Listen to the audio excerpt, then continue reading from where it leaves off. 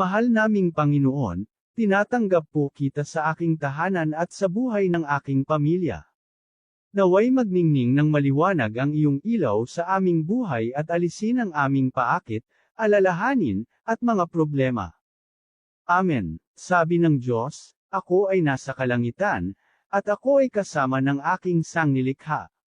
Ako ay patuloy na nagmamasid, ako ay naghihintay, ako ay nasa iyong tabi. Ang kanyang mga kamay ay mainit-init at malakas, ang kanyang mga yakap ay magaan, ang kanyang mga tinig ay mahina at kaaya-aya. Ang kanyang anyo ay pabalik-balik, niyayakap ang sangkatauhan.